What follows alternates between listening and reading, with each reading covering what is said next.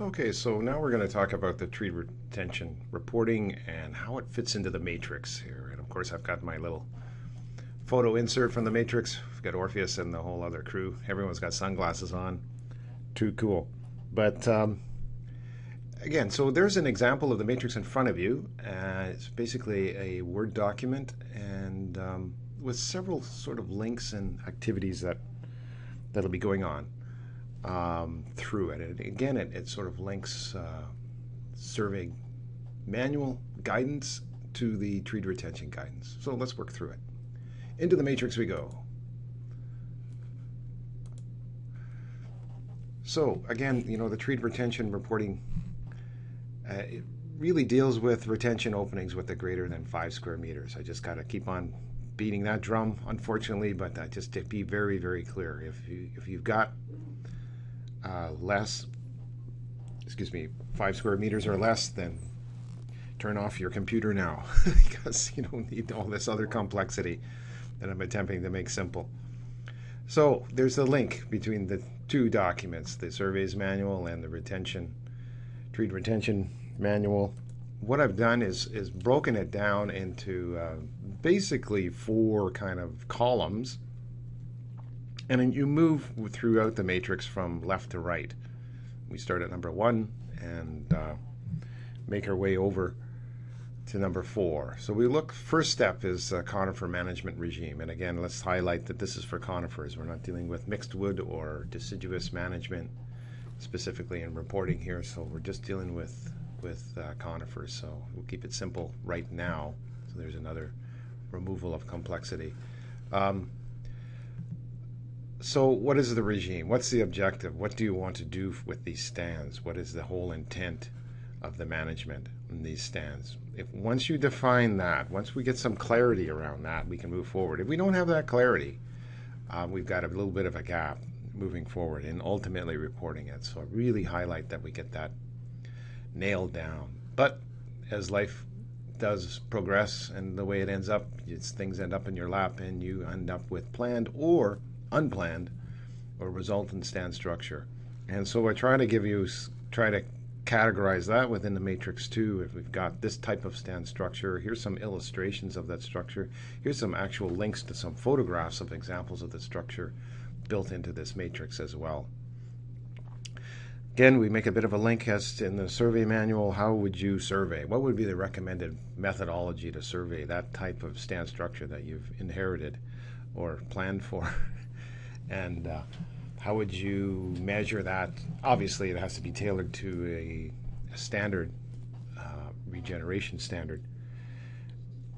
Then once you get that done and you actually have some information and you're looking at making a declaration or meeting your obligation, how do I get it into results, or how do I, your reporting requirements at regen or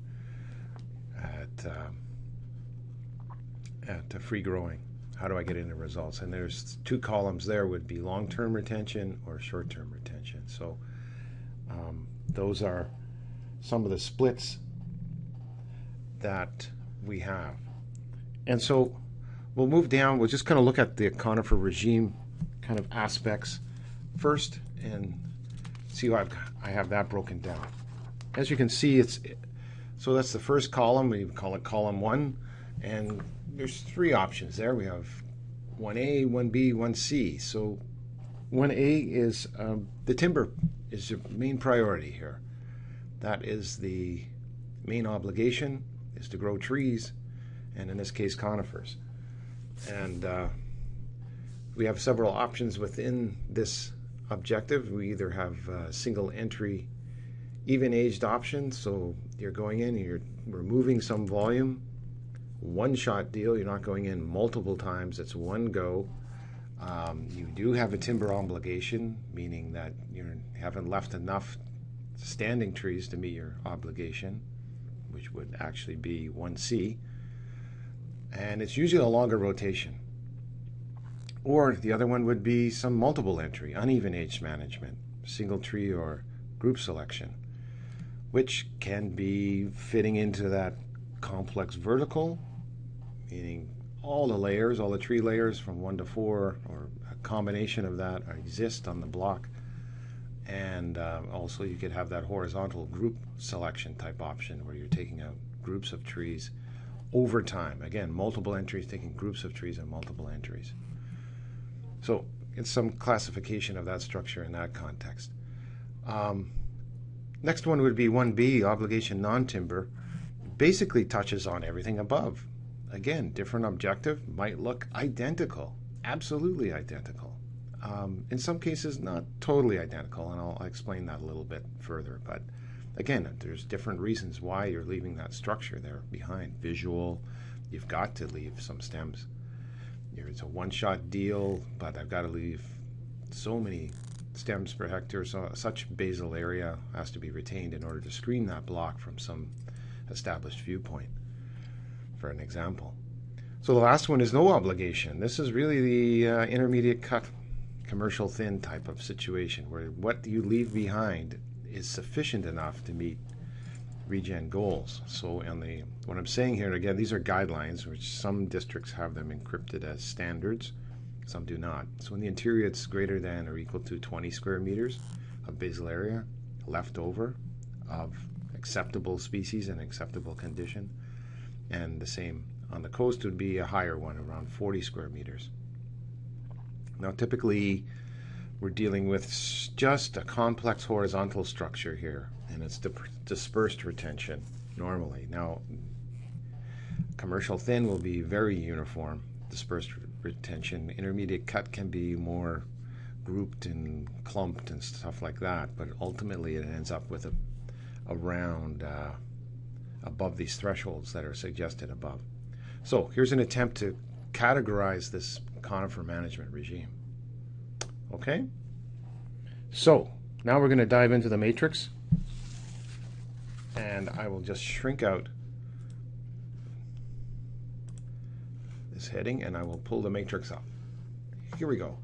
So this is basically the guidance matrix that will end up being published as an appendix in the Tree Retention Guidebook, and it will be an appendix in the surveys guidebook as well. So it'll be populated in both camps. And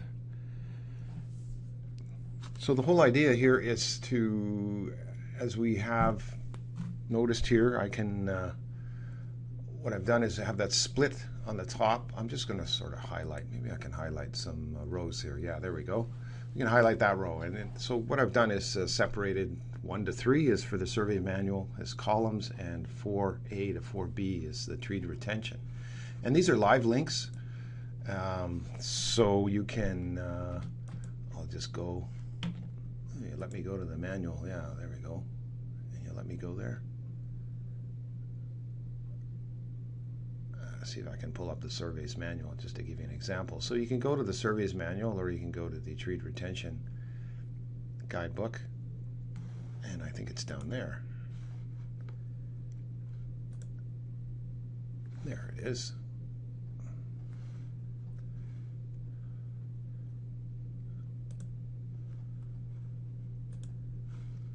I get asked all kinds of questions here. Oh, goodness gracious. No, we don't want that.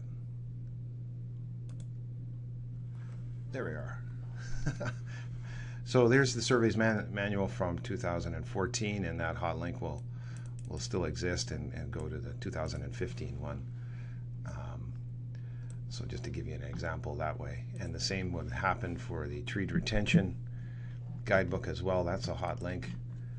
And I'll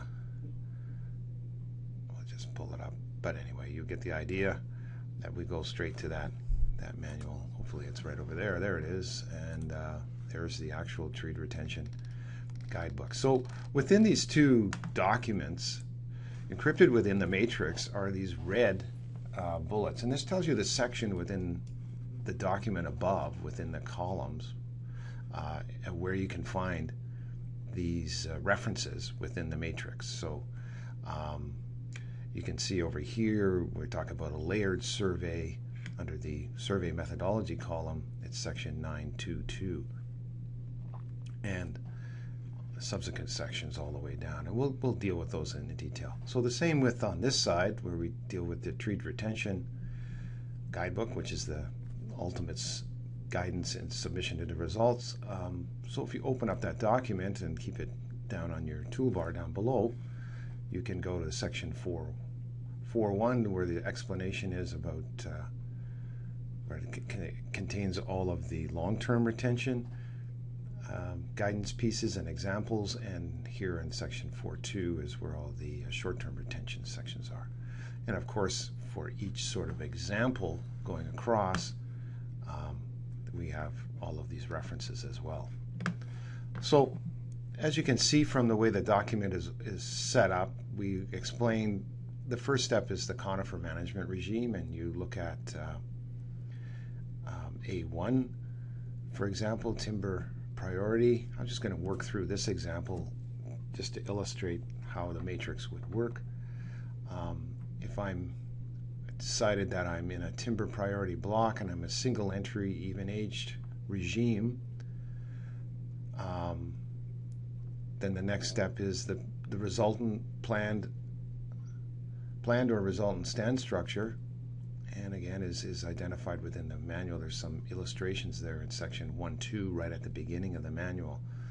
It talks about that this is typically usually more appropriate for basal areas less than 10 square meters on the coast and less than 18 on the 10 on the interior and 18 on the coast.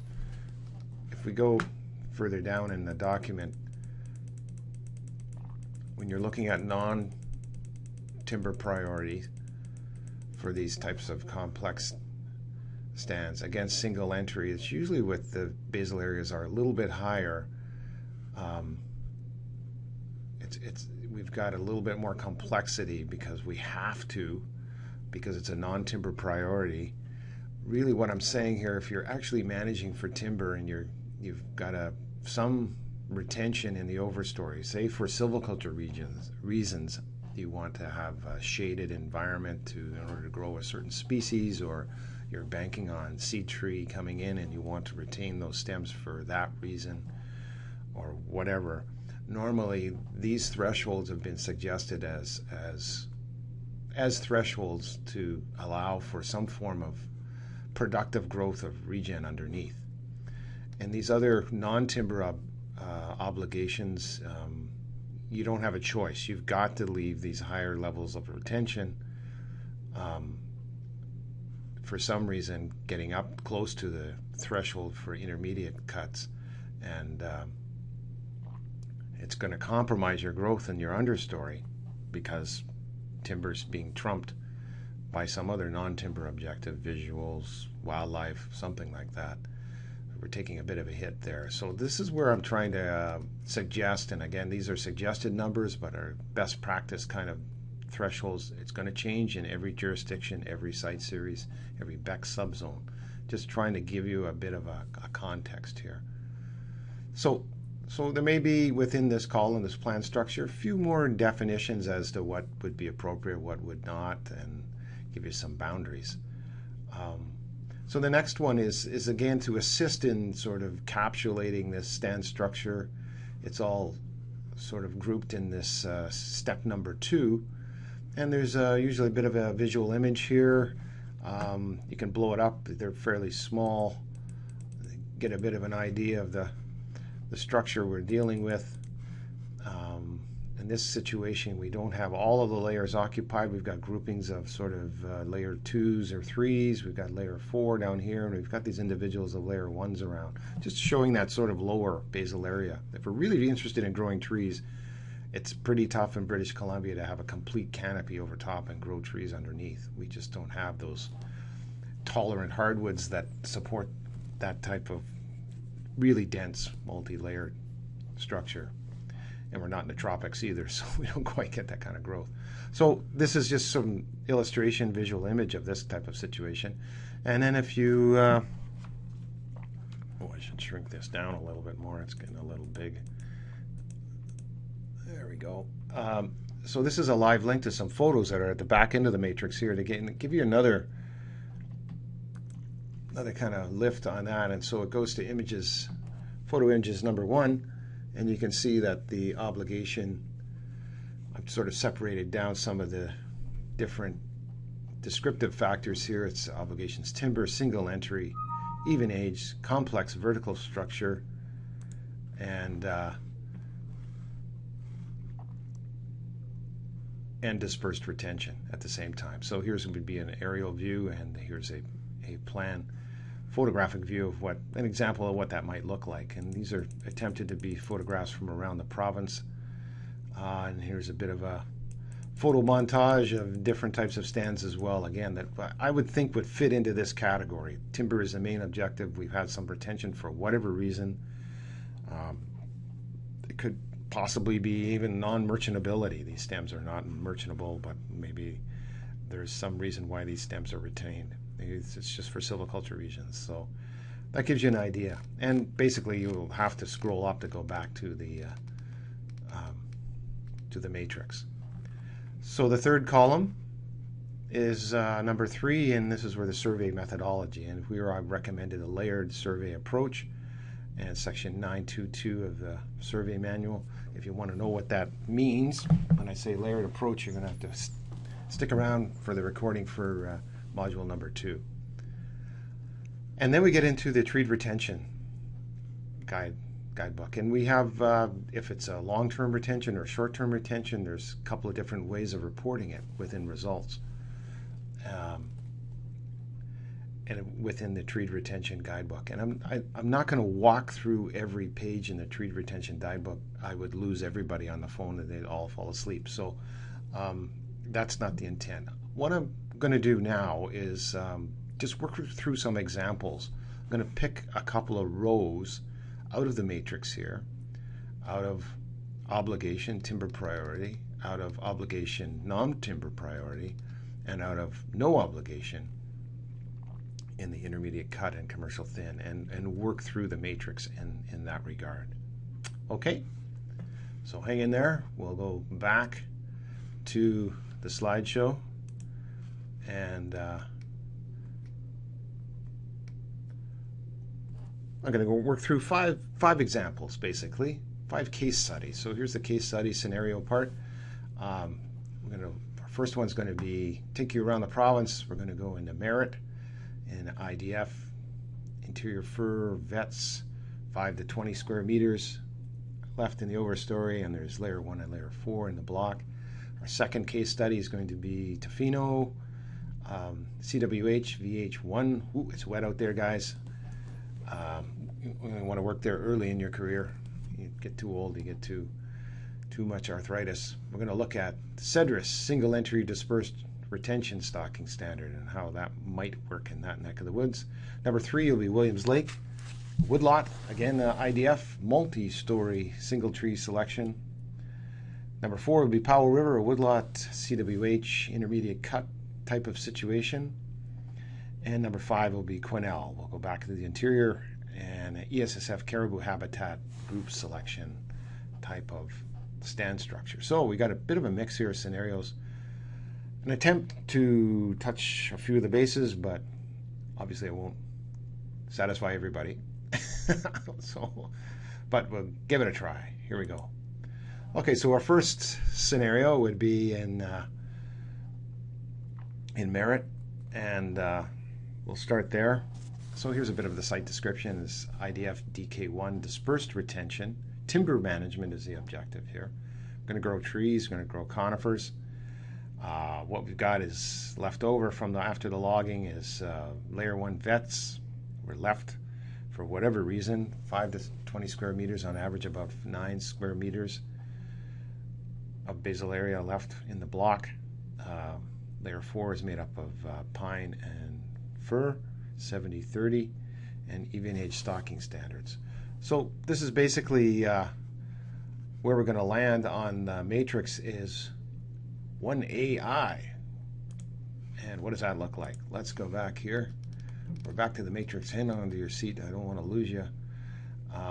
1A, obligation I, single entry. So we can just attempt to highlight that whole row. And that's basically what I had described, is this type of stand, this vertical structure, interior. Our average is basal area is about under 10 square meters, so it kind of fits. Looks like some of these, this stand structure, and a layered survey would be the way to go. And here's a couple of options on how to report it. So we'll go back to a PowerPoint presentation and look at how that might be reported.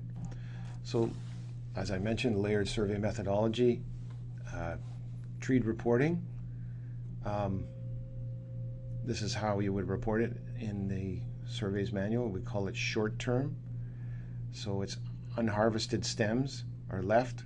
So it's section 424. How we would report this would be reserve type dispersed. The timber objective would be TIM. And what we would report in the inventory and silviculture component would be layer 1 and 4. If layer 1 crop trees are in the silviculture label, then they would be reported if you accept them. If they're not, they wouldn't be in the silviculture label, but you do have to report layer 1 here, as I said earlier, because you've got greater than 5 square meters over here. And our tree cover pattern is 5. Again, I'm not going to go into a lot of detail about the tree cover pattern.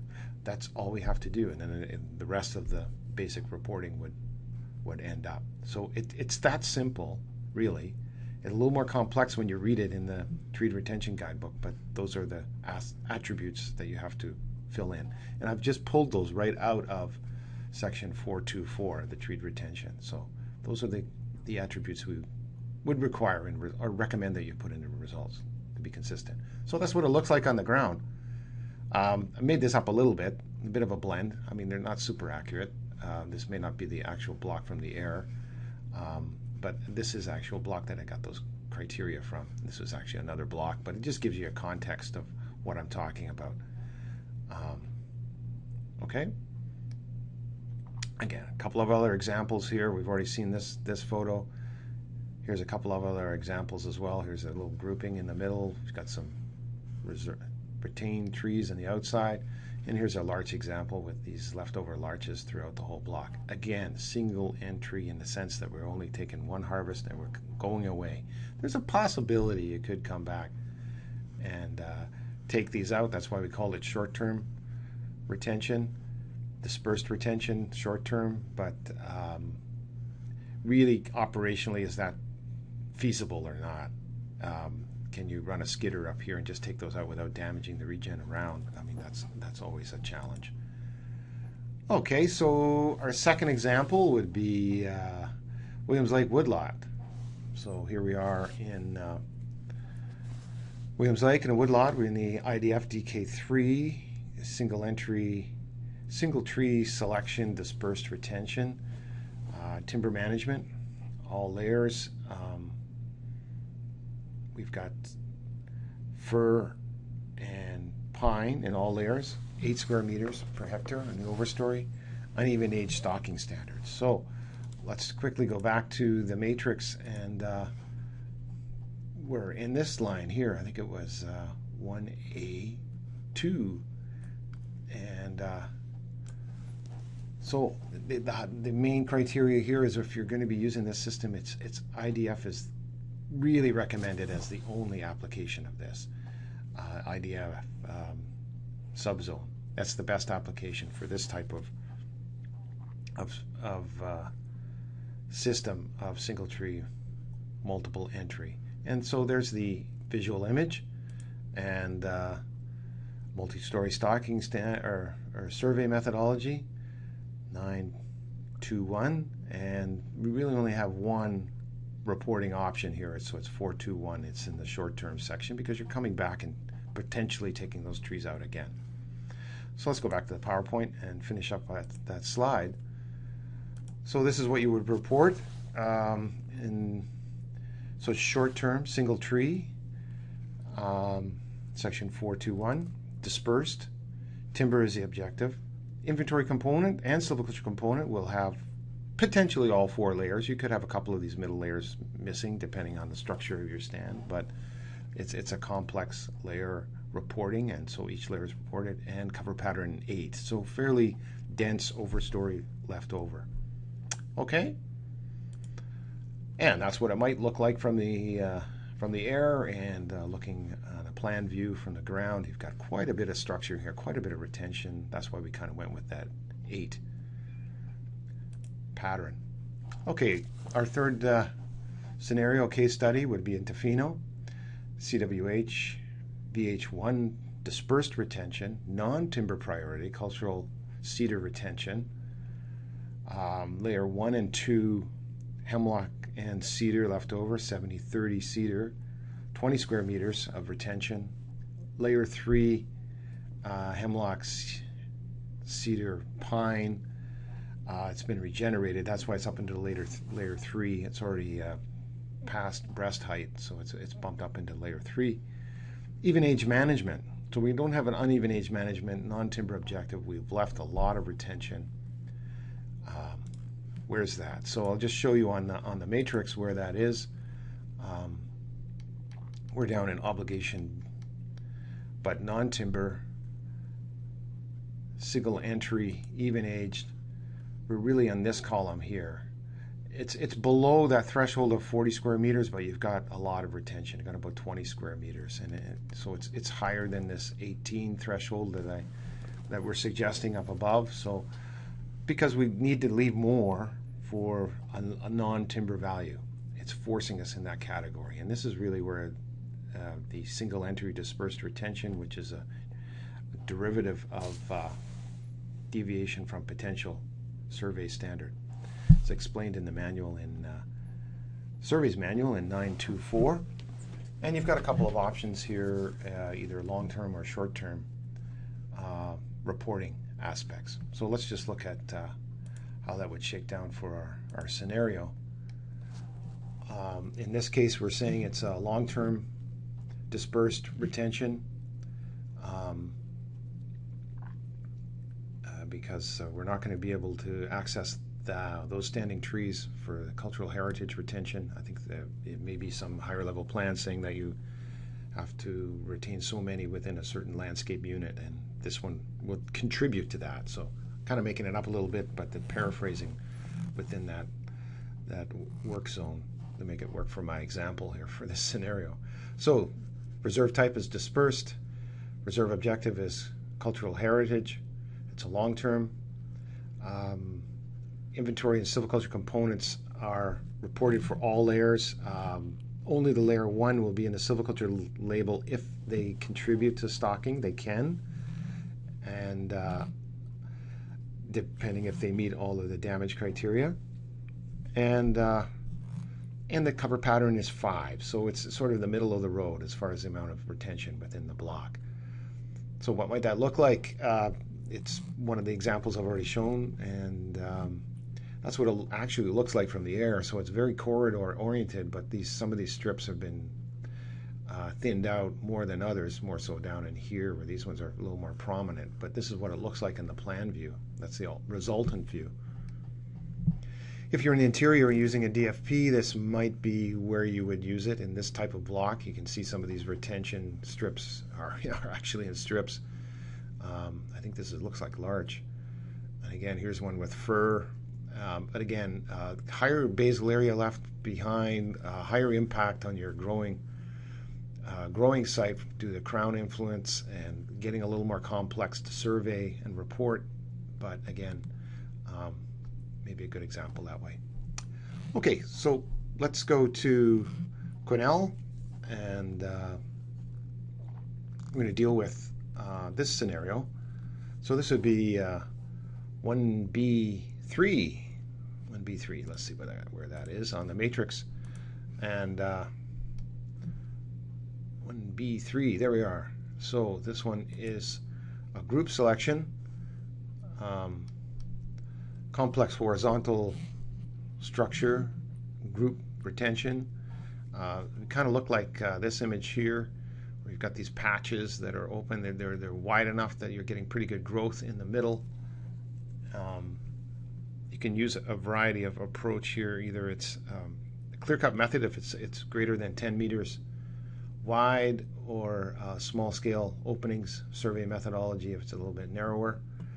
And pretty well only have one option to report, and that's under the group selection section within the retention manual 422. There'll be no test on the sections to remember them. Don't worry. There's no quiz at the end. You don't have to pass that. I wouldn't even know that. I don't even have that memorized. So anyway, so here's the description of the site. It's ESSF WK1. It's a multiple entry groups selection regime, non-timber priority, caribou habitat protection. They can only take out a certain percentage of these openings, but they'll be taken out in a shorter cutting cycle, so that you end up with a multi-age stand collectively over. So it's a group selection type of approach. Layer 1 is existing in the retained groups, balsam and Engelmann spruce, about 22 square meters, and it's layer 4 is being regenerated with Engelmann spruce and Lasiocarpa as well in the openings. So it's uneven age management, but in the group scenario. So a little more complicated, but again, this is because of caribou, and that's what they want to do. So it's short term because these groups will be removed at some point on a cutting cycle before the larger cutting rotation age for would be even aged if it was an even age block. And so the reserve type is group. The reserve objective is timber. We're going to take it out for timber, and that allows it to go on the short-term regime. I know there's a little bit of a conflict here. It isn't a non-timber priority block, but you're using this timber objective. So there's a little bit of a clunky bit in the reporting. Sorry about that, but it's the way it actually has to go, because you're taking it on a shorter rotation. So this group selection is a bit of a exemption that way. Inventory would be layer 1's only for the reserve groups, and you have to report those separately. It'd be separate polygon.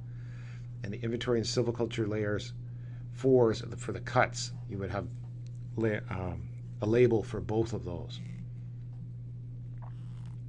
So for the tree pattern, you really only have to report that for the SU that pertains to the group selection, just the parts that are retained. So what might that look like? So this is the actual caribou study east of Quesnel. That's what it looks like from the air. And believe it or not, I think this photograph was taken, I think in that opening. Possibly. I can't recall. I believe so. But anyway, you can see they're fairly large openings, big, basically a clear-cut situation within the opening, and here's the retained sections in behind. And the cutting cycle is short enough so that it's a shorter term, and it ends up being, these have really a timber objective in that context. So a little bit of a anomaly. So group selection, like small scale clear cut, if it's greater than 10 meters wide. Otherwise, it's a single tree selection or intermediate cut if it's less than that. So, you know, these openings are greater than 10 meters wide. So again, I'm just trying to illustrate that if they're greater than 10 meters wide, then you can use the clear-cut survey type of methodology. You're not getting that edge effect that we define within the matrix as well. You can see here that we're getting a little bit tight between openings, where this way we're probably far enough apart. Again, you can see in this opening I think we're wide enough open this way, but silviculturally you got to consider that this might be facing north-south. And if you've got an opening that's greater than 10 meters, but you've got maybe up to 70 meters, I think Dave Coates' work has shown that that's enough light for even to grow pine in. So we're not getting any modified microclimate approaching kind of like a single tree selection if we get under that 10-meter threshold. So that's what I just want to kind of illustrate there. Okay, so our last example will be from Powell River, a woodlot as well. And so the site description would be, let's just look at the matrix here. I'll just close that out and go back over to this one. So we're in the non-obligation. We were in 1C1, I believe. So there'd be this row. So we have complex horizontal structure, dispersed retention.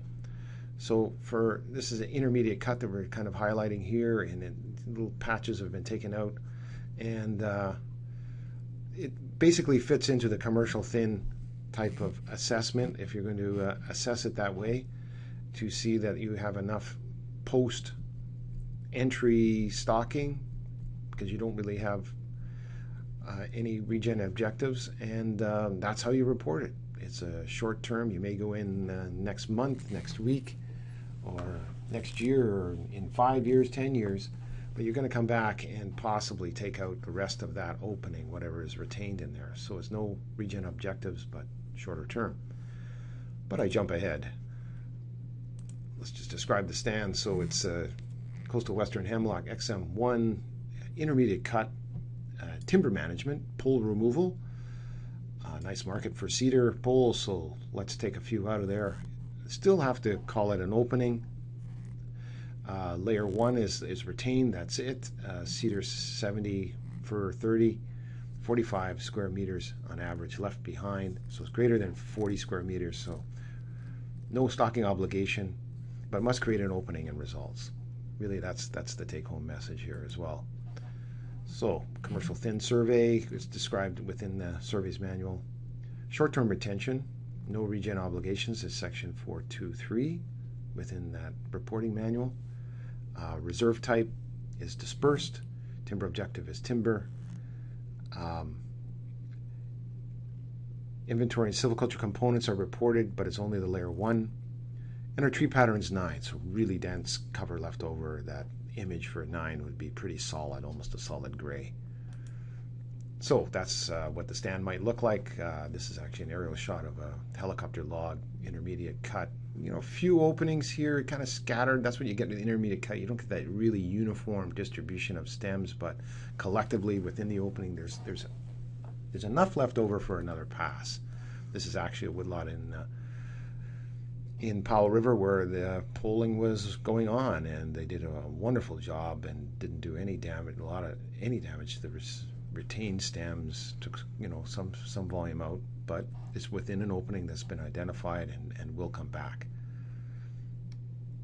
This is interior BC, where I think the pine was removed. It was deemed that there was enough basal area left behind that it supported a intermediate cut. Here's a commercial thin, obviously a much more uniform horizontal structure, evenly spaced, hoping to have some release of those trees that are left behind so that you can harvest them, or get some response, sorry, and then in the next harvest is fairly close to the end of rotation. Again, another example of commercial thin. So there we are. We're done this module. That's the end of the module. We'll just summarize here. So this is the retention measurement and reporting module, and just a summary. So we talked about complex vertical and horizontal structure, trying to quantify that in certain aspects. What I've been talking about all today is primarily planned and unplanned tree retention, greater than 5 square meters basal area left on the landscape. So it's when that is left over in the overstory, this is where this guidance applies. We're using existing results design, best fit. Again, a little clunky, got to admit, but we're looking at reserve type, objective, and reporting of the layers into results in the categories that have been identified. Again, we're looking at the 5 square meters has to be reported into results. That's a have to do in the inventory label, just the inventory label so far. What does it look like? We went through examples of that. We hopefully have some visual images, some boundaries. I know it's really tough to stand there and guess. Some folks have a lot of experience with looking at basal area within their operating area can get it fine, and I think that's what we have to strive for as the art side of our business.